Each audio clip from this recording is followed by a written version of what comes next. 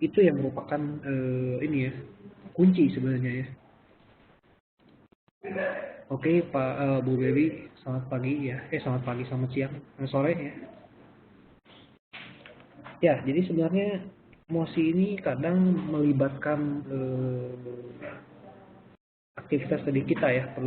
Perlu disadari oleh rekan-rekan semuanya bahwa kadang emosi mengganggu kita gitu ya.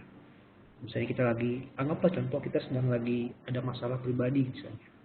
Ataupun misalnya lagi masalah, lagi pusing di kantor. Sebaiknya jangan trading sebenarnya ya. Jangan trading, intinya trading itu harus dalam kondisi yang tanpa emosi gitu. Benar-benar jangan ada beban gitu ya. Dan kalau bisa jalankan secara konsisten. Seperti kita kalau misalnya ada orang yang ngomong itu seperti ketika kita bermain demo ya, sebisa mungkin kita mengaplikasikan hal yang kita lakukan di demo code itu ya terhadap real gitu. Jadi benar-benar tanpa beban gitu ya, jalankan secara baik, konsisten, jangan melibatkan emosi gitu. Kurang lebih gitu untuk pengantarnya, dan kita mungkin akan membahas, nah ini mungkin ya apa ya, mungkin ada beberapa kenapa sih di dalam trading katanya, kenapa sih di dalam trading. Nah ini yang tadi saya ngomong mungkin ya, sistem trading, apakah masih Anda menggunakan sistem trading. Nah ini banyak ya, banyak yang trading tanpa menggunakan sistem trading. Sebenarnya kalau kita berkaca yang seharusnya ya, berkaca yang trading yang sebenarnya itu, sebenarnya kita harus bisa membangun dulu sebuah sistem trading. Itu yang paling bagus ya. Kemudian kadang-kadang kebanyakan orang kurang memperhatikan ini ya, bahkan ingin langsung trading saja ya, langsung masuk trading langsung profit gitu ya. Itu salah sebenarnya. Kita harus memilih satu sistem trading dulu sebenarnya ya. Nah lalu mungkin yang kedua nih ya, sering gonta-ganti sistem trading nggak nih ya. Itu juga merupakan salah satu mungkin yang bisa dikatakan yang bisa menyebabkan kerugian dalam tradingnya, sering gonta-ganti ya. Jadi anggap satu tidak konsisten, gonta-ganti lagi gitu ya. Bukan tidak ganti tidak masalah, namun sebaiknya kita harus mencoba sistem trading itu diuji dulu sampai benar fix, baru jalankan itu secara konsisten. Jangan ini anggaplah profit gagal sekali ya, profit sekali misalnya, profit sekali dulu loss, wah ini nggak bagus nih, ganti sistem gitu ya. Akhirnya malah jadi makin ngaco gitu. Sebenarnya loss itu nggak selalu loss itu jelek gitu. Biasanya sekarang kan loss berikutnya jadi profit bisa aja. So, sistem trading yang sudah diuji di demo call ya, saya sudah memberikan hasil yang cukup baik gitu ya, hasil yang cukup baik. Ketika dicoba di real, ketika Anda mengalami kerugian gitu ya, jangan berarti harus serta-merta mengganti sistem trading, tapi rekan-rekan harus konsisten dulu, jalankan dulu selama mungkin beberapa periode gitu ya, 1 bulan 2 bulan dicoba dulu ya. Ada yang nanya mengapa suaranya kecil ya, rekan-rekan di sana yang lain suaranya kecil nggak? Oh sudah cukup baik yang datang, suara kecil nggak? Bisa, sebenarnya saya biasa saja suaranya. Saya coba keraskan suara saya ya. Mungkin itu untuk yang kedua. Nah ketiga nih, nah ini nih kadang-kadang kalau saya ngobrol-ngobrol dengan nasabah di WhatsApp juga ya, kadang-kadang beberapa rekan-rekan juga tidak selalu menetapkan batasan kerugian ya. Risk per transaksi juga tidak selalu ya. Sebenarnya ini merupakan sesuatu yang cukup penting gitu ya. Sesuatu yang cukup penting. Jadi ketika kita tuh harus bisa memanage resiko gitu. Memang ini hal yang mungkin nggak semua orang peka gitu ya. Cuma harusnya rekan-rekan semua sebaiknya peka untuk hal tersebut. Jadi rekan-rekan sebisa mungkin menentukan batasan kerugian ya. Batasan kerugian ini penting. baik risk per transaksi ataupun kerugian keseluruhan. Jadi anggaplah rekan-rekan sekarang memasukkan uang 1 juta gitu ya. Jangan berarti 100 juta hasil trading kan ya. Rekan-rekan harus bisa menentukan risknya itu berapa sebenarnya, risknya itu risikonya berapa, apakah 10 juta apakah 50 juta. Nah, nanti dari 50 juta ini dibagi lagi ke beberapa transaksi, kurang lebih seperti itu lebih hubungannya ke money management sih. Cuman ini kan ngebahas ya kenapa rugi, salah satu penyebabnya mungkin seperti ini gitu ya, selain emosi. Lalu keempat ya, apakah dalam transaksi selalu menahan posisi yang salah arah. Nah ini mungkin ya, ada yang mengatakan seperti ini, ketika profit ya ingin cepat-cepat ditutup, tapi ketika loss ditahan-tahan terus ya. Ini juga itu udah pengaruhnya ke ini psikologi ya, psikologi. Sebenarnya kalau kita udah punya sistem, kita harus loss di sini, misalnya punya batasan loss kita di sini, tutup segala. Jangan tahan-tahan terus gitu kan, karena memang sulit sih, terus terang sulit ya. Ingin menutup posisi biasanya sulit dibanding menutup profit ya itu. Lalu ada juga yang seperti ini, beberapa trader juga ada yang seperti ini, Pak ini dana saya tipis, lalu apakah saya harus ini ya hedging aja, ini saya locking aja. Saran saya sih sebenarnya kalau mau locking silahkan, cuman lebih baik locking dan tambah dana gitu. Percuma sih kalau locking tapi nggak ditambah dana juga percuma gitu ya. Hedging saya tidak suka sebenarnya ya, saya tidak suka, tapi terserah kalau trader lain pada suka ya nggak masalah ya. Cuman kalau menurut saya pribadi itu merupakan hal yang kayak menunda kerugian. Memang untuk beberapa trader ada yang menyukainya dan sengaja demikian untuk sistem tradingnya ya, ada seperti itu. Tapi kalau saya pribadi nggak suka. Tapi rata-rata kalau awal-awal para pemula seperti itu akhirnya akan mengalami kerugian ya. Di sini ada tulisan stop losing money ya, itu. Nah ini lalu berikutnya adalah ini beberapa trader juga sebenarnya harus mengenal juga nih sebenarnya ya, bisnis trading ini seperti apa sebenarnya ya. Bisnis trading ini sebenarnya kita bisa dikatakan di area yang high risk ya, high risk, resiko cukup besar ya. Di sini ada mungkin ada tingkatan, ada beberapa tingkatan seperti mutual fund ya, moderate risk dan low risk. Ini salah satu deposito mungkin ya, kalau ini lebih ke reksadana mungkin. Nah kita harus memahami bisnis ini ada di sini, sehingga kita perlu mempunyai satu sistem dan perlu menjaga emosi kita. Kita harus mengerti itu. Dan ini ada beberapa mungkin ya contoh lain juga yang bisa dikatakan memperbesar kemungkinan dari kerugian ya. Tadi sudah disebutkan di awal sebenarnya trading tanpa metode ataupun tanpa sistem trading yang benar gitu ya. Yang pertama ya. Yang kedua, trading no control. Mungkin trading no control ini bisa dikatakan dari psikologi yang akan kita bahas ya. Psikologi. Yang keempat sebenarnya ini. Yang ketiga ini ya. Uang terbatas juga sebenarnya merupakan sesuatu yang bisa dilematis ya sebenarnya.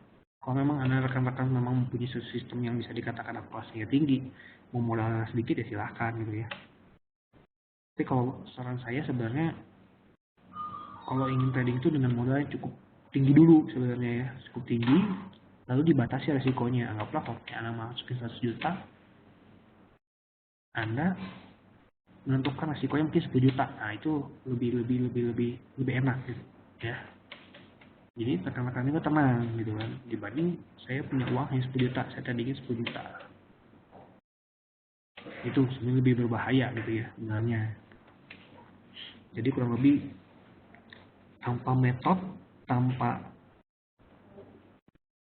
psikologi ya, dengan uang yang kurang juga ini bisa jadi loss ya. Nah, Alexander Adler ada sebenarnya 3 kunci ya sukses trading ini ya. Jadi kan tadi topik di depan itu mengatakan trading oke tanpa emosi ya, tanpa emosi sebagian besar ya. Sebenarnya ada 3 katanya. Yang pertama tuh mind, dia menempatkan mind di atas ya, mind di atas, lalu method dan money ya.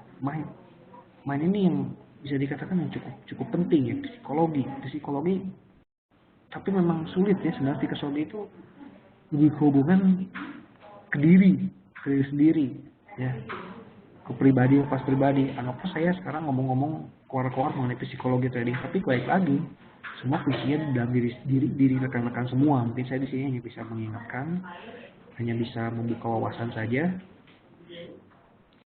Kembali lagi kan kalau saya tidak mungkin bisa mengatur ya psikologi seseorang gitu ya. Tapi menurut saya ada 3 kunci ini ya, mind, method, money ya, 3 kunci ini. Anda punya mind, anggaplah Anda punya ketenangan cukup luar biasa, tapi Anda tidak punya metode, Anda tidak punya duit ya, karena tidak bisa trading, benar nggak? Atau mungkin Anda punya uang tapi tidak punya metode ya, tidak punya mind, tidak bisa juga. Jadi sebenarnya ini 3 hal ini kunci sebenarnya, mind, method, money ini benar-benar kunci ya. Anda harus punya uang, harus punya sistem, dan harus punya kepribadian yang oke, gitu. Psikologi yang oke dalam trading ini. Ketika contoh lah mungkin ya, mungkin di dunia olahraga juga bisa dicontohkan. Ketika mungkin anggaplah contoh waktu Zidane yang menyuruh Marco Materazzi ya, itu kan sudah bisa dikatakan itu ini sudah emosi, tidak bisa menahan emosi gitu ya. Mungkin Materazzi yang memprovokasi terus Zidane gitu kan. Zidane emosi ya udah hancur semua gitu kan. Contoh seperti itu mungkin ya. Ini juga di bisnis juga seperti itu, di trading juga seperti itu. Ketika anggaplah contoh rekan-rekan mengalami kerugian ya. Dulu karena kan terkena psikologi yang bisa dikatakan psikologi balas dendam. Saya harus cepat balikin duit, itu duit terus balik hari ini juga gitu ya. Nah ini udah mulai terkena psikologinya. Tradingnya hasilnya bagaimana? Hasilnya biasanya malah jadi lebih buruk lagi gitu. Dan menurut Andra juga ya, yang paling penting itu sebenarnya emosi. Kenapa disimpan di paling atas ya? Emosi itu cukup porsinya cukup besar jika dibandingkan dengan metode. Jadi rekan-rekan juga sekarang anggap ya punya suatu sistem yang cukup oke lah, sistemnya cukup oke. Tapi ketika misalnya contoh psikologi yang terganggu, contoh lah serakah, Anda ingin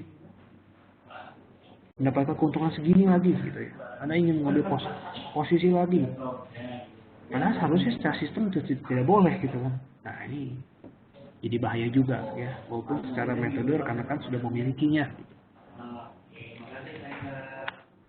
Jadi kurang lebih seperti itu. Dan sebelum kita lanjut, mungkin ada yang kurang jelas atau ada yang bingung sebelum kita ke pembahasan selanjutnya. Ini hari ini kita membahas lebih ke psikologi ya. Semoga nggak memboringkan karena beberapa orang biasanya nggak suka ya. Lebih suka digemari sistem trading. Gimana? Ada pertanyaan sampai saat itu cukup jelas? Suara saya cukup jelas? Sudah mulai baik yang datang ya? Cukup jelas? Tidak respon? Bingung?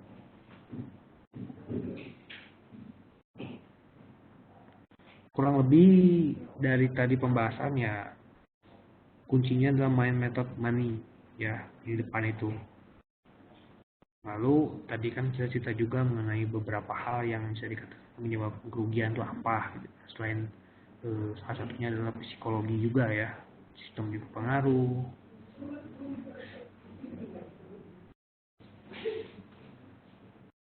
Jadi yang menjawab bingung atau gimana nih, atau ngerti atau gimana, diem aja.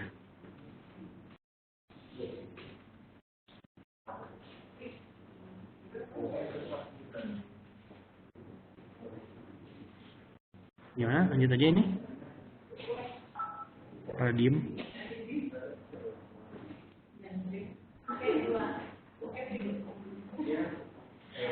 Tapi kok pak saya terlanjur menahan posisi floating loss yang besar, apa yang harus saya lakukan? Nah ini ini kembali lagi ya. Kalau ini lebih ke, kalau saran saya Pak Piko, kalau udah seperti ini ya memang pilihannya ada beberapa hal. Yang pertama mungkin ada pertanyaan ya. Pertanyaan cukup oke kalau seperti ini kondisinya adalah, pertama adalah tambah dana ya, top up, tambah dana top up ya, sehingga bisa melakukan mempunyai peluru lagi untuk bisa melakukan trading itu. Lalu berikutnya adalah harus tetap calm, tetap tenang, tetap pede, tetap yakin ya. Jangan terburu-buru ingin segera mengembalikan kerugian Anda. Kalau Anda ingin menyelamatkan dana Anda, kecuali kalau misalnya yang kedua ketika Anda ingin misalnya udah saya membuka lembaran baru aja deh. Anda mau posisinya anggap saya loss aja, biaya saya belajar, itu silahkan. Yang ketiga mungkin ada beberapa orang yang melakukan seperti ini, oh saya locking dulu aja, locking dulu, nanti saya yakin harganya akan naik lagi, ketika naik baru lockingan saya buka. Ada seperti itu, tapi itu juga harus nilainya besar. Mungkin itu Pak Piko ya. Kalau misalnya Pak Oki, kalau saya sering loss gimana cara perbaikin dirinya Pak? Saran saya istirahat trading dulu Pak ya. Kalau misalnya mengalami loss ya, istirahat dulu trading, coba dulu demo, jangan langsung dipaksakan. Biasanya kalau langsung dipaksakan akan terkena balas dendam, psikologi balas dendam. Saya juga pribadi dulu mengalami demikian gitu ya. Jadi saya di sini bukan pro juga gitu ya, karena mungkin saya lebih banyak tahu aja dari awal, lebih tahu, lebih cepat gitu. Mungkin seperti itu Pak Uki ya.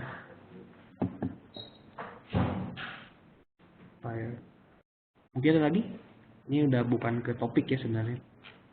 Kita beresin dulu topiknya aja ya. Nah ini mungkin ada contoh kunci, ini cerita sih sebenarnya ya, cerita. Coba akan bacakan ya, mungkin ada anak perempuan jago main backgammon ya. Lalu ia berniat mengajarkan rakyat tentang berjudi ya. Yang spekulasi, elder menantang anaknya untuk tanding ya, dengan menggunakan taruhan uang. Katanya si anak menggunakan uang jajanan, elder menyisihkan uang sedikit. Pada pertandingan awal si anak intinya menang gitu ya. Pundi-pundinya terus bertambah dan pundi elder berkurang. Tapi di saat kepercayaan anak ini memuncak, overconfident nih ya, elder menggunakan permainan yang baru. Jadi taruhan itu dia senang dua kali lipatkan ya taruhannya itu. Si anak ini mulai nah ini terkena psikologi tradingnya ya, psikologinya mulai terkena dan akhirnya mulai kalah. Lalu anak itu stres, kalah, konsentrasi hilang, sampai uangnya habis juga. Ini mungkin cerita yang bisa menggambarkan kalau kita trading juga sebenarnya ya. Padahal si anak ini kurang lebih sudah cukup oke gitu, cuman karena psikologinya overconfident-nya ada gitu ya, psikologinya kena ya, sudah. Mungkin seperti trading ini juga, profit terus juga tidak baik ya sebenarnya. Profit terus juga, karena kan kalau misalnya anggaplah profit overconfident meningkat, Anda ingin kembali buka posisi lagi, itu juga harus Anda frame, Anda tahan. Anggaplah hari ini Anda sudah profit 1-2 kali gitu ya, tahan dulu, masih ada hari esok, jangan dipaksakan, itu harus bisa direm. Tapi kurang lebih dari cerita Alexander itu seperti itu. Jadi kalau misalnya di bawah baca yang kita penjelasan di bawah nih, kurang lebih uang jajannya itu berharga ya bagi anaknya, sementara pakaian sendiri ya, ada sendiri tidak berharga uang tersebut. Sehingga kurang lebih kalau elder sih udah ini udah mainnya tanpa emosi gitu, mainnya itu udah tenang gitu kan. Kalau hilang pun nggak apa-apa, ini sebenarnya seperti itu harus yang bagus ya. Dan pada saat taruhan ya, si anak itu dapat tekanan mental dan kehilangan segalanya dan menghancurkan konsentrasi. Ya mungkin seperti itu ya. Saya lihat banyak yang keluar juga, tapi ada yang masuk juga nih. Ya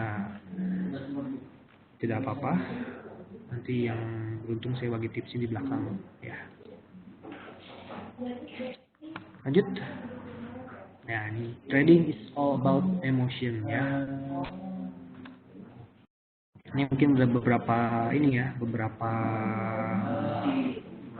tips mungkin ya untuk menghadapi ini menghadapi emosi mungkin kali pasar ya.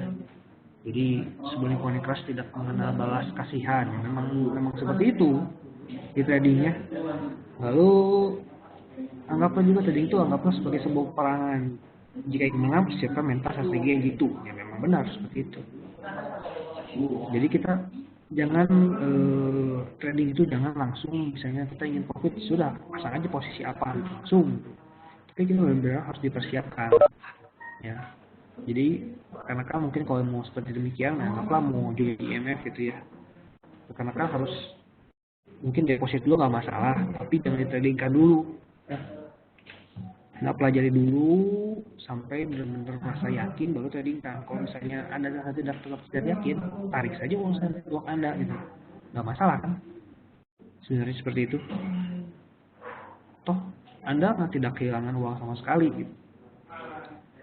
Cuman kan pada prinsipnya kalau ketika Anda join teman kita ya mungkin jadi bisa ngobrol-ngobrol sama kita gitu kan. Kurang lebih seperti itu. Jadi kurang lebih dipersiapkan dulu mental dan strateginya. Nanti perkara rekan-rekan siap trading ya silahkan gitu ya. Kurang lebih seperti itu. Lalu di belakang ini mungkin ada chart yang bisa mengatakan ya katanya ya yang orang sukses trading itu 10% yang ini gagal ya. Memang demikian gitu ya. Memang demikian kebanyakan orang menganggap ya forex itu gambling. Sebenarnya nggak seperti itu juga gitu ya sebenarnya. Kembali ke mental orang-orang gitu. Kembali ke mental orang ya. Kalau bisa dikatakan gambling itu sebenarnya kalau menurut saya dikatakan gambling itu ketika kita tidak mempunyai dasar, tidak mempunyai landasan ya ketika trading. Seperti contoh ketika Anda membuka suatu bisnis, Anda tidak mempunyai pemahaman mengenai bisnis itu kan Anda kan anggaplah punya suatu bisnis lalu rekan-rekan tidak mengetahui bisnis itu dengan baik gitu kan. Kalau lebih kan akhirnya bisa jadi mengalami kerugian juga, kurang lebih seperti itu. Jadi sama di bisnis trading juga rekan-rekan harus bisa mengetahui lebih dalam bisnis ini. Dan ketika kita memiliki perhitungan yang mantap, ketika kita masuk, kita mengatur keuangan kita gitu ya, maka trading ini bukan sebuah gambling. Memang tipis ya. Ada juga beberapa, saya perlu cerita juga, ada juga pernah ketemu saya ada nasabah seperti gini. Jadi dia kayak bentuk arisan ya, ini juga nggak benar sebenarnya bentuk arisan gitu. 5-10 orang, mereka masukin uang lalu entry posisi satu. Kalau profit, kalau loss itu ada seperti itu loh. Nah ini bisa dikatakan trading, bisa dikatakan gambling gitu, kayak gitu. Tapi kalau ketika Anda entry, ketika Anda masuk ya, ketika posisi kenapa Anda masuk di sini? Oh karena alasannya ini bla bla bla, support di sini, terus ada candle seperti ini, potensinya harga naik TP SL di sini. Itu sudah bisa dikatakan bukan gambling kalau menurut saya. Lalu yang kedua mungkin, nah ini greedy ya, keserakahan. Itu hubungan psikologi ya, sama ya psikologi ya. Ini ketiga lebih game ini suatu keberuntungan ya. Mereka tidak memperdulikan edukasi ya. Lalu nah ini yang berikutnya yang kenapa gagal juga karena nggak punya waktu ya, dan nggak punya waktu untuk belajar, lalu nggak fokus ya, dan emosi menguasai ya. Nah ini emosi ini sebenarnya nggak boleh menguasai. Seperti tadi oke ya, tadi mungkin tanpa emosi. Yang terakhir ya after loss mungkin mereka ingin segera mengembalikan kerugian mereka gitu. Akhirnya jadi gagal juga gitu ya. Nah ini mungkin ada contoh lagi psikologi trading. Ini ada chart yang lucu sebenarnya ini ya, yang mungkin dicantumkan di chart ini oleh sang penulis, sang pembuat ya. Nah ini mungkin saya akan bacakan pelan-pelan ya. Sepertinya naik nih pertama. Emang lagi naik baik aja mestinya sih koreksi tadi masuk Kalau nunggu terus bisa ketinggalan profitnya. Oke, bayar sekarang gitu kan. Untung aja tadi berani buy, hehe, mantap. Nah, sih koreksi ini tambah posisi kiki kiki kiki, mantap, tambah lagi turun lagi nih, loh, makin turun, ya gila, ini ada apa nih? Mesti cek dulu nih, aduh, kenapa nih? Sorry kepencet. Oke, sabar, jangan panik dulu, tunggu koreksi dulu deh. Main long term sekalian gawat. Waduh, makin turun lagi tuh. Gawat panik. Udah cukup, nggak kuat gue, mending close aja semua lah. Ternyata pas udah close ini, untung gue close, turun lagi ya. Lalu dia sebat bergerak naik dulu harganya, ternyata hanya pasti turun deh. Bener turun lagi, bener turun lagi. Tapi ternyata ada double bottom ya. Lalu naik, buset, sesuai banget nih. Ternyata naik, baik nggak, jangan nggak. Aduh, sial nih, padahal gue tahu market akan seperti ini. Shit. Sial, balik lagi aja. Pos di sini deh, daripada balik lagi. Sialan, bener pada mau naik. Mungkin ini beberapa rangkaian cerita yang bisa menggambarkan apa yang kita alami ketika sebagai trader ya. Saya yakin rekan-rekan semua pernah mengalami ini. Saya juga pernah mengalami seperti ini gitu ya. Mungkin pengalaman ini bisa jadikan pembelajaran buat rekan-rekan ya. Ini contoh kasus sebenarnya seperti ini ya. Nah, ini mungkin don't be greedy, jangan serakah. Ini mungkin tips juga yang bisa digunakan untuk bisa membatasi ya. Itu jangan serakah gitu. Kalau memang hari itu ternyata sudah mendapatkan profit, simpelnya gitu ya. Jangan pengen profit lagi gitu, sebenarnya seperti itu. Yang akan lebih baik mungkin rekan-rekan juga perlu menentukan mungkin targetnya. Mungkin kalau di contoh ini targetnya per bulan ya, per bulan berapa persen gitu. Sebenarnya kalau angka-angka segini, angka-angkanya mungkin beberapa orang kecil, tapi sebenarnya kalau kita modalnya besar, lumayan loh ya, kalau misalnya anggap 1% per hari aja tuh seperti itu, anggaplah ya sebulan 10% deh gitu, sebenarnya itu sudah cukup besar gitu kan. Bunga di bank aja sudah lebih besar ini gitu kan, kayak gitu. Jadi intinya kita harus bisa membatasi lah, membatasi diri ketika kita sudah profit. Dan kalau misalnya bisa menentukan target ya silahkan. Jadi saat ini saya cuma dapat berapa persen, 1%, silahkan. Atau per bulan pokoknya satu bulan saya 5-10%. Itu sudah cukup bagus. Karena kalau misalnya kalau orang marketing baru atau orang-orang yang awam juga gitu ya, biasanya saya sebulan pengen berapa persen, pengen 40%, pengen 50%. Kalau menurut saya itu lebih nggak make sense gitu ya. Akan lebih mudah jika kita mengambil target profit itu lebih persentase lebih kecil. Anggaplah 5% per bulannya sudah cukup besar loh. 3% sudah cukup besar loh. Anggaplah 3% ya. 3% kayak setahun. Itu sudah 36%. Lebih besar dari bunga deposito.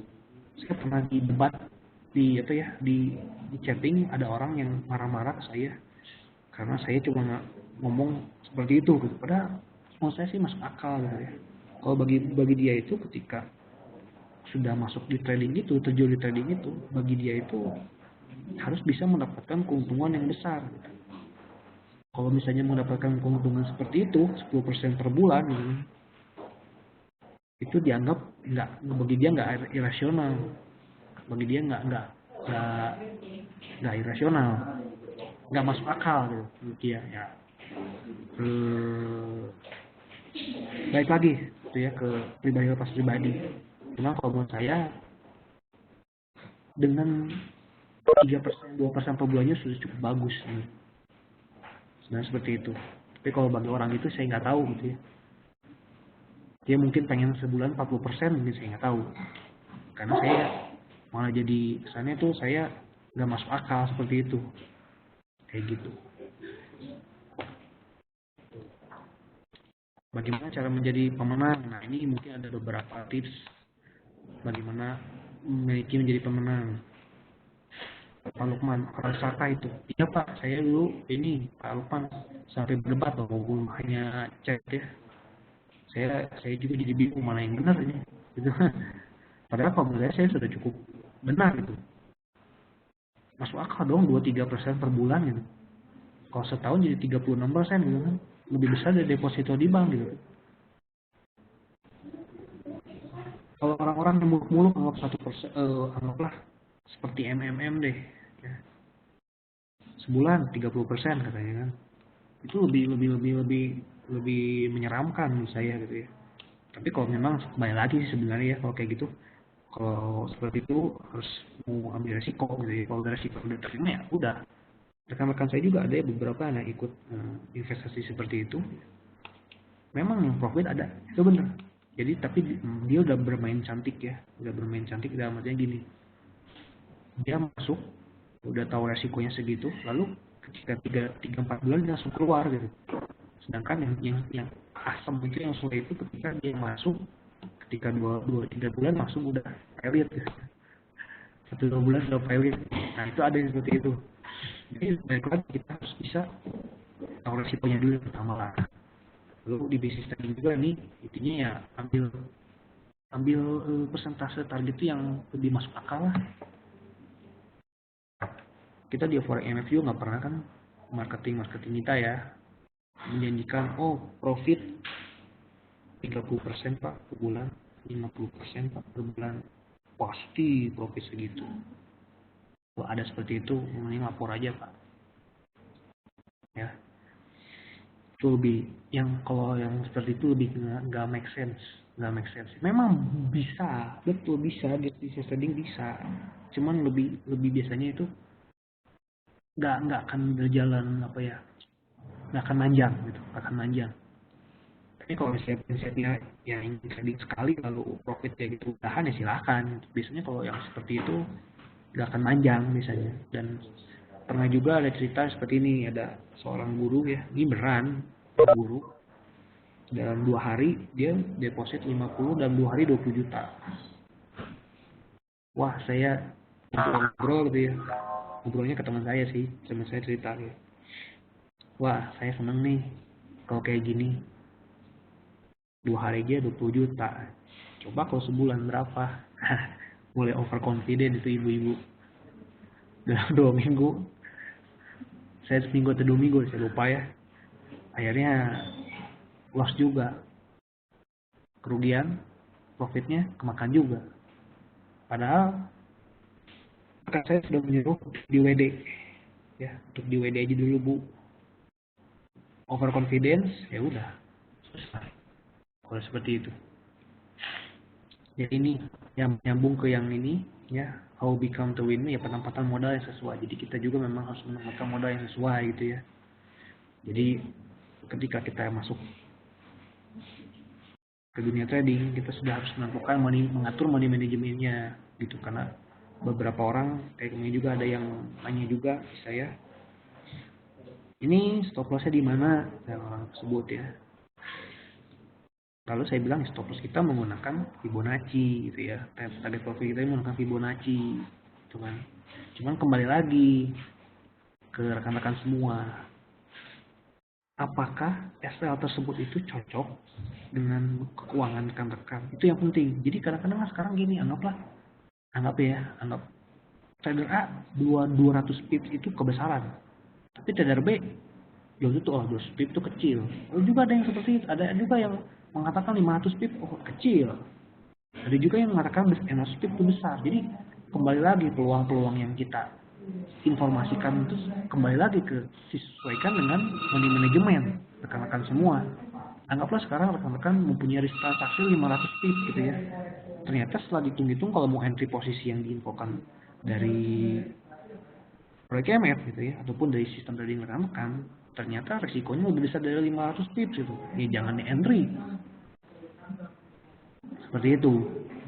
Jadi penempatan modal cukup harus sesuai dengan toleransi risiko, juga harus oke ya, dan diharapkan reward itu adalah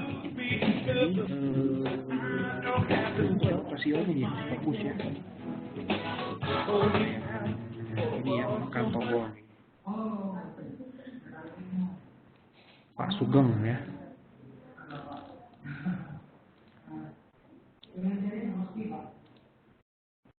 Jangan menekan mic, nanti bisa terdengar ya. Jadi sambung yang kedua, kan sudah punya resiko ya. Punya resiko. Nah, lalu resikonya ketika ambil profit sebisa mungkin harus bisa menutupi resiko tersebut. Kalau bisa lebih besar sedikit gitu ya. Jadi hubungannya minimal dengan risk to reward ratio. Kalau misalnya rekan-rekan nanti ada di pembahasan belakang ini ya. Pembahasan di sesi berikutnya sih, webinar berikutnya. Lalu ya tips lagi ya entry ketika pasar benar-benar memberikan peluang. Nanti saya juga akan berikan contoh ya di belakang. Ini mah bonus lah sebenarnya. Sebenarnya saya juga tradingnya seperti itu gitu. Ya coba kalau misalnya rekan-rekan mau ya bukan mau sih, misalnya cocok ya silahkan gitu. Nanti saya bagi tips di belakang. Karena saya yakin memang pembahasan psikologi trading penting tapi nggak terlalu orang suka gitu ya. Saya kasih tips di belakang ya. Lalu kelola transaksi secara profesional ini hubungannya dengan money management ya. Kontrol emosi sudah pasti ya, emosi harus dikontrol. Ini hubungannya dengan psikologi trading ya, mikir tadi gitu kan. Seperti itu. Fokus pada trading plan dan memiliki sistem trading. Sebenarnya ini sudah cukup mewakili ya. Jadi tadi oke itu memang harus seperti ini gitu ya. Di sistem trading, emosi, ya kuncinya sebenarnya main method money kan. Ini kan tentang keuangan, tentang main ya, tentang sistem, bener nggak? Main method money ya. Pak Sugeng ya teman-teman, halo semua, teman-teman semua. Krishna Winaya. Oke, nah ini berikutnya saya akan ke tips ya. Ya ini ada yang ngambil juga nih ya, menekan tombol make presenter jadi diambil ya.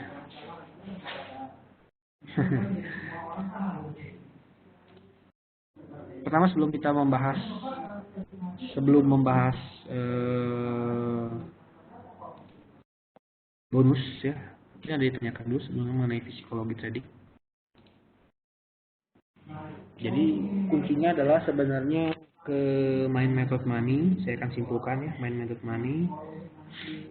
Lalu kalau method dan money itu masih bisa diatur ya di luar eksternal gitu ya.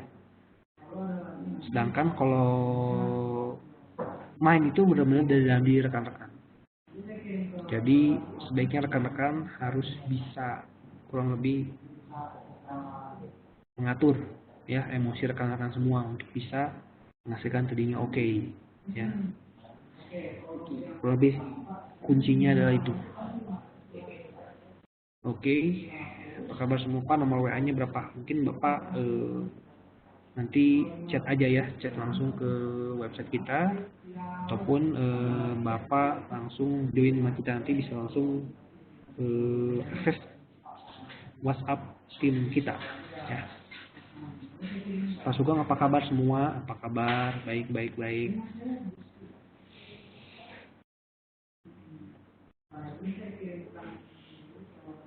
Pertanyaan Pak Ahmad, saya sering dapat pagi sampai sore, tapi tiap malam trading jam 6 di atas habis.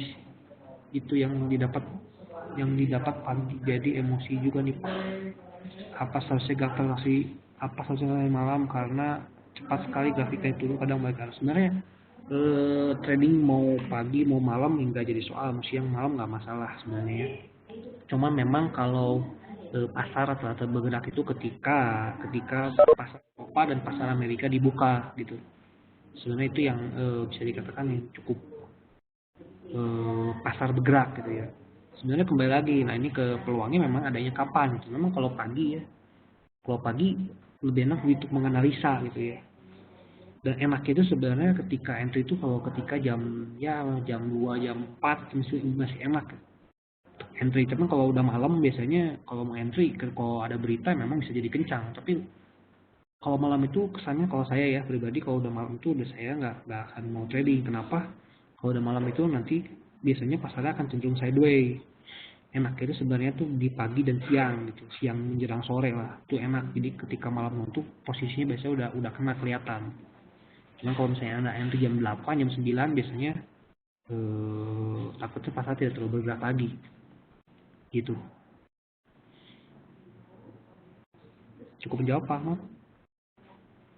Pertanyaan lagi, ini Pak Murtadana ini kadang sering gak terkontrol saat profit, mau cepat-cepat bisa loss, profit dibiarkan. Gimana sebenarnya? Itu memang lumrah Pak. Semua seperti itu rata-rata ya. Trader seperti itu ya, seperti tadi saya bilang, Anda harus bisa menentukan target per hari berapa. Itu ataupun maksimalnya target per bulan berapa gitu. Jadi benar-benar trading itu tidak dikejar target gitu. Ya. Maksudnya trading itu tidak harus trading itu punya batasan. Maksudnya trading itu punya batasan ya. Jadi santai. Jadi jangan misalnya anggaplah saya hari ini saya harus trading setiap hari harus profit. Profitnya harus segini yang nggak masuk akal gitu ya. Akan lebih mudah. Lebih mudah mana dengan saya trading santai aja deh. Pokoknya sebulan 5%. Sebulan 10% gitu ya. Akan lebih mudah loh dibanding karena kan saya pokoknya trading harus profit tiap hari. Jadi acuannya tuh tidak terukur gitu. Dan kalau memangnya saat pengen profit ditutup gitu ya, profit cepat-cepat tutup, loss dibiarkan tuh lumrah ya. Tapi ketika intinya kembali lagi ke sistem trading. Ketika Anda telah menentukan batasan resiko Anda berapa ya di sistem trading Anda, ya mau nggak mau harus ditutup, jangan ditahan gitu. Anggaplah sistem trading karena kan resikonya anggap 300 pips, 300 pips ya. Lalu ternyata floating gitu. Ini udah 300 pip, harusnya ditutup, ternyata nggak ditutup gitu kan. Nah itu sebenarnya udah menyalahi sistem gitu. Kembali lagi ke sistem trading rekan-rekan ya. Jadi pengaturan manajemen dan sistem trading kayak gitu. Jadi kalau memangnya udah profit juga, kalau profit kenapa profit menentukan targetnya berapa gitu ya. Kenapa resiko tadi kan 300. Kenapa sekarang Anda telah menyentuh profitnya itu 400 pips. Sudah, itu kan sudah lebih besar dari resiko, sudah cukup bagus Pak Murtada seperti itu. Ya, kadang-kadang suka nggak terkontrol sama profit itu cepat tutup ya. Itu memang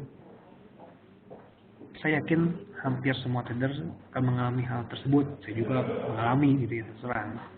Cuman kembali lagi harus bisa dimatikan emosinya ya. Nah, kalau mental down memang istirahat dulu Pak. Itu efektif loh. Ada yang sahabat kita yang seperti itu. Dia loss, nggak mau trading dulu ya sudah. Kita juga kan nggak bisa maksain. Ketika dia sudah siap trading lagi dan akhirnya sekarang masih trading juga gitu. Ya, masih sering kontak gitu. Mulai WhatsApp seperti itu. Kalau scalping bagaimana Pak? Saya profit dikit tapi terus menurut. Nah sebenarnya saya juga tidak suka scalping Pak Krisna ya. Kenapa saya tidak suka? Karena kalau scalping itu secara manajemen kurang oke gitu ya. Jadi contohnya anggaplah rekan-rekan profit anggaplah rate keberhasilan tinggi 90%, tapi kalau ketika sekali loss gitu ya bisa kemakan semuanya. Silahkan scalping, tapi tentukan aturan money manajemennya harus bagus ya, kurang lebih seperti itu. Jangan scalping, pokoknya kecil. Oke, profit terus, tapi ketika suatu momen gagal, kemakan semua, biasanya sakit hati loh. Seperti itu. Saya suka ngasih time frame K1 bisa di time frame bisa di hari itu berapa lama kan posisinya Pak. Itu sih sebenarnya Pak Jusman nggak ada batasan waktunya ya, ketika memang sekarang anggaplah seperti ini ya. Anda sudah menentukan batasan risiko 300 pip. Sekarang anggaplah sampai malam posisi Anda masih floating loss tapi belum kena stop loss ya. Kan Anda sudah menentukan risiko rekan-rekan 300 pip ya sudah, tunggu saja. Gitu kan. Biasanya kadang-kadang sekarang suka jadi galau ya, ini tutup atau enggak gitu. malam, tapi kan karena kan sudah menentukan resikonya ketika Henry itu sebenarnya sudah bisa dikatakan sudah siap dengan resikonya gitu kan, ya sudah gitu kan, seperti itu, nggak ada patokan berapa lama tahan posisinya atau enggak.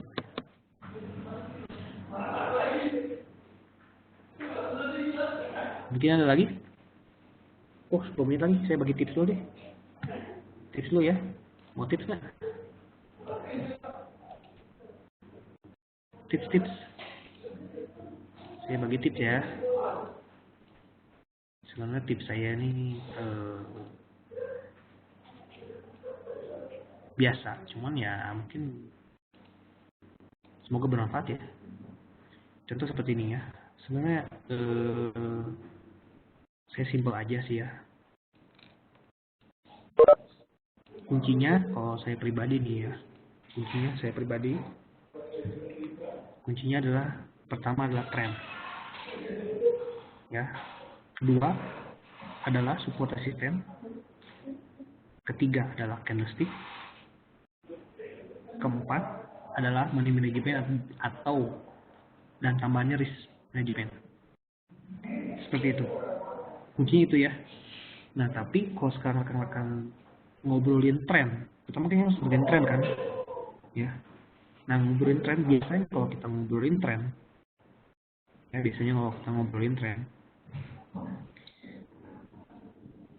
oh ini trennya bearish, oh ini trennya bullish gitu ya, technical ini bearish, ini technical bullish, tapi kadang-kadang suka berlawanan juga, bener nggak? Setuju nggak? Anggaplah sekarang oh ini katanya bearish nih, tapi pada kenyataannya harganya nanti naik gitu kan. Karena suka kayak gitu nggak? Karena kan jadi salam Pak, oh ya siap Pak Ramli, salam.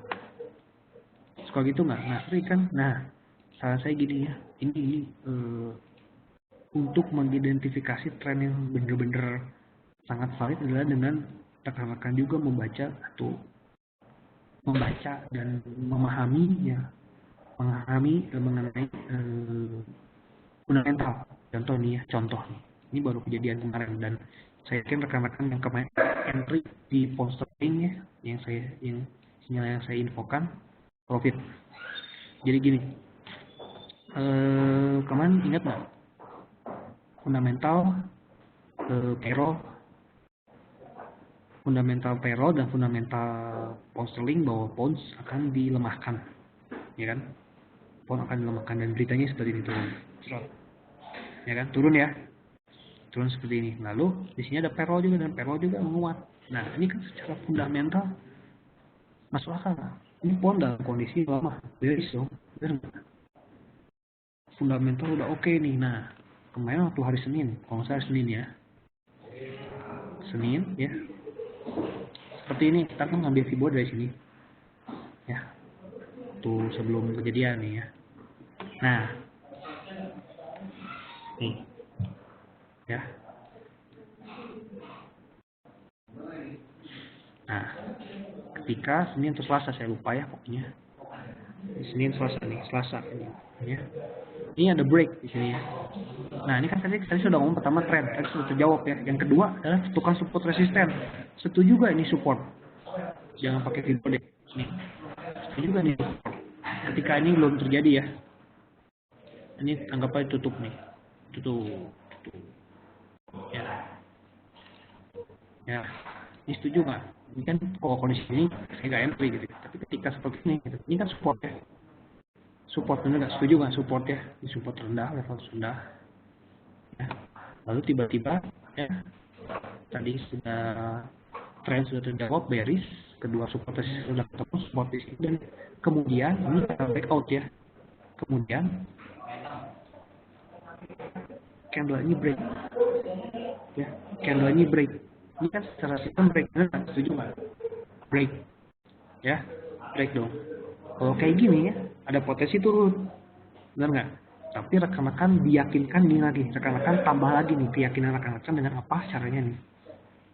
Ini di GU ya, rekan-rekan coba lihat pair GUJPY ya, Euro GBP dan GBP CHF. Kalau kalau di IMF kan ada pair itu kan, GBP AUD, GBP JPY ini kan GBP CHF. Nah, kalau kondisinya adalah GBP lemah, bener-bener lemah, jadi GBP lemah terhadap JPY, GBP lemah terhadap AUD, GBP lemah terhadap CHF, lebih pede.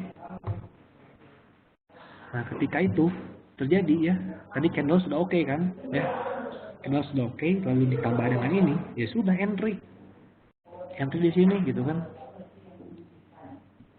gitu, entry di sini sekitar sini.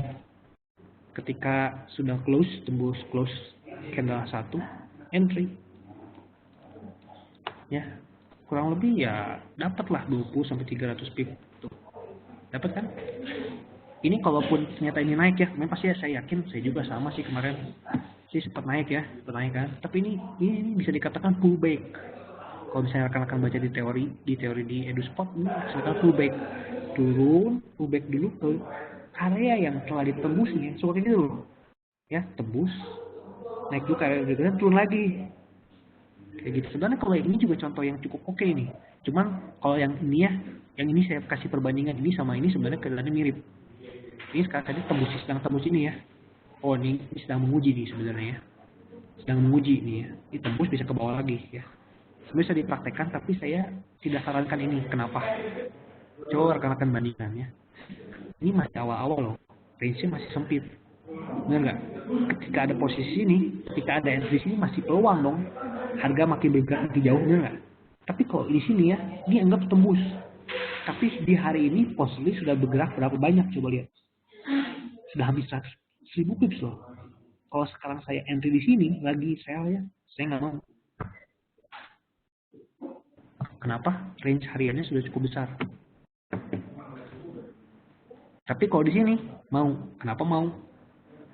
Range hariannya masih kecil. Jadi satu trend sudah, ya saya ulangi, kedua support resisten udah, ketiga candle sudah oke, lalu konfirmasi di chart yang lain. Ya, lalu yang keempat adalah dia range juga harian. Soal yang kelima tadi ya, range harian yang masuk akal. Kalau misalnya seperti ini, sekarang ada entry lagi di sini, ada entry lagi di sini, plus entry nya nih tembus entry. Takut, kalau saya takut, karena range sudah cukup lebar. Ya, range sudah cukup lebar. Anggaplah kita hari ini lihat nih, hari kemarin range berapa tuh? 1000. Ya, benar nggak? Gitu. Berarti kalau ini bukan best price, iya. Sebenarnya nggak gini Pak, sebenarnya sorry. Best price sih oke, bener ya. Best price oke, ini untuk strategi breakout oke Pak, kalau ini tembus ya. Tapi maksud saya range hariannya Pak Lukman, masuk akal nggak? Range hariannya sekarang ini range hariannya udah hampir 1000. Kemarin aja ini harga bergerak nih, harga dari sini kan bergerak aja sampai atas ini 1000. Sekarang kalau sekarang rekan-rekan ini ambil lagi nih ya, saya takut. Memang bisa turun, bisa. Cuma saya takut karena range udah gerak 1000. Kalau besok ya, anggaplah besok kejadiannya baru geraknya, anggaplah contoh baru geraknya 200 pip. Kalau kondisinya seperti ini, anggaplah baru gerak 200 pip gitu ya. Berani, gitu, saya berani. Tapi lihat dengan syarat-syarat yang tadi di belakang tadi. Syarat-syarat kayak itu dilihat dulu gitu. Ya gitu. Tapi bukan berarti ini tanpa resiko ya. Kembali lagi, resiko manajemen dan resiko itu perlu. Jadi bukan berarti selalu profit. Itu mungkin. Lalu nih pernah supportnya boleh patokan cuma 1 titik Pak? Boleh. Pak Jusman. Baik lagi gini Pak. Sebenarnya support resistance itu tuh macam-macam. Cara melakukan support resistance itu macam-macam ya. Ada yang menggunakan area kisaran juga ada gitu. Sekarang saya ada yang menggunakan kisaran dari sini deh, kisaran. Ada seperti itu. Ada yang menggunakan Fibonacci. Ada yang menggunakan high low. Ini high low ya, lebih ke high low. Dan kayak kemarin juga sebenarnya ini sudah cukup oke sebenarnya ya. Kemarin ini psikologi kemarin sudah dimainkan ya sebenarnya. Dimainkan seperti ini ya. Di sini ada peluang entry di sini. Turun ternyata dibawa naik dulu nih. Kalau orang yang punya sistem tradingnya anggaplah di sini ya. Ya kan sell di sini nih harusnya kan, sell di sini. Kenapa? Karena kan punya resikonya 500 pip ya. Risiko 500 pip. Biarkan saja. Kan nggak kena gitu kan, dibahas seperti itu kan, biarkan saja. ya kan? Tapi kalau rekan-rekan yang misalnya mungkin memantau harga terus gitu kan, bisa jadi ini sini, wah ini naik lagi tutup aja deh. Sebenarnya harus lebih bisa dikatakan konsisten kalau kita sudah punya sistem trading sendiri, konsisten. Jangan diganti-ganti stop lossnya gitu kan. Konsisten, kalau profit ditutup ya nggak apa-apa, tapi kalau misalnya eh, dalam kondisi seperti ini gitu ya, saran saya sih konsisten sama apa yang telah kita putuskan gitu.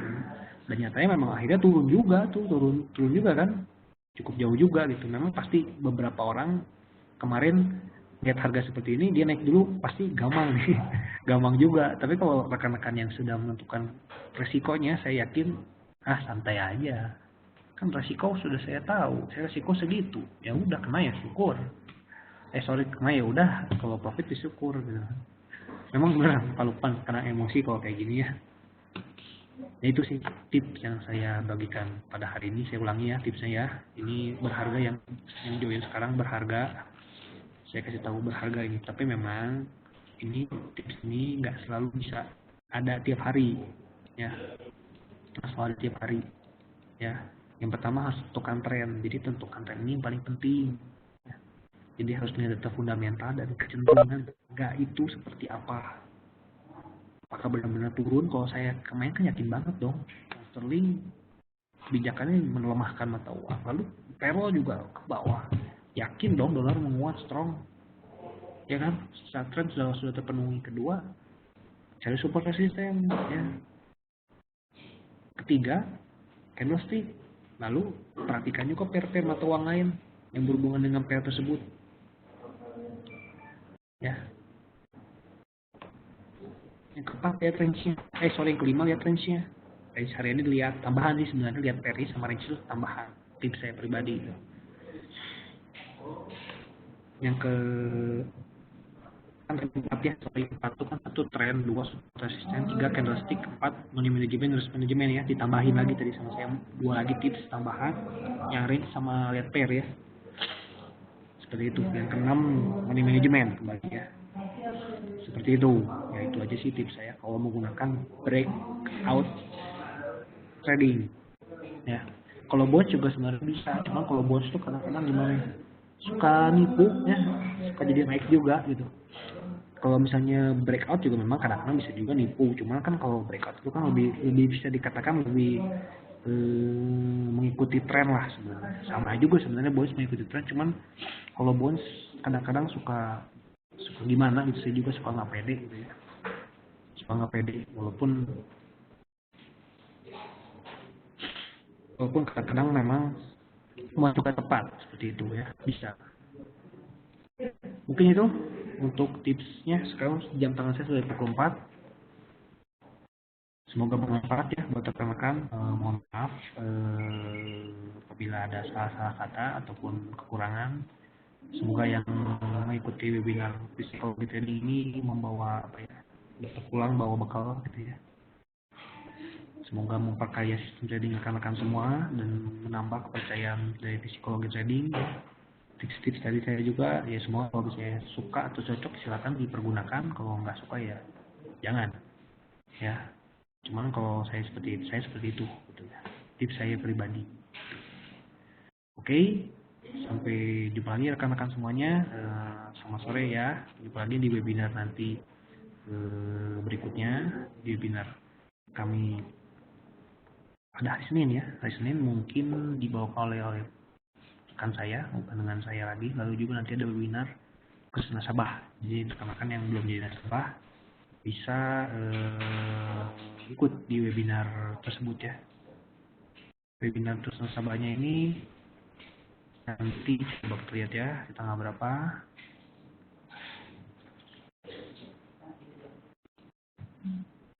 Nah ini, webinar nasabahnya minta agak sore. Sebenarnya kita kalau webinar nasabah bisa juga ya sore, kadang-kadang yang bulan depan pasti sore webinar nasabahnya. Nah ini ya, ini malam dulu nih, kelar ya, dibawa oleh rekan saya. Dan webinar berikutnya pada Senin nanti ya, kabar pasar sepekan. Ini sebenarnya ini nanti tanggal 24 ya. Oke. Oh, ada yang minta jadwalnya maksudnya biasa jam 4 mungkin dimasukkan ya. Jadi masukan. Kalau WA langsung saja ke WA tim riset ya, katakan. Oke, sampai situ aja. Semoga tips yang saya bagikan tadi bisa bermanfaat buat rekan-rekan. Mohon maaf jika ada salah kata, salah-salah pengucapan, atau yang kurang jelas. Mohon maaf. Sampai jumpa lagi di webinar berikutnya. Dadah.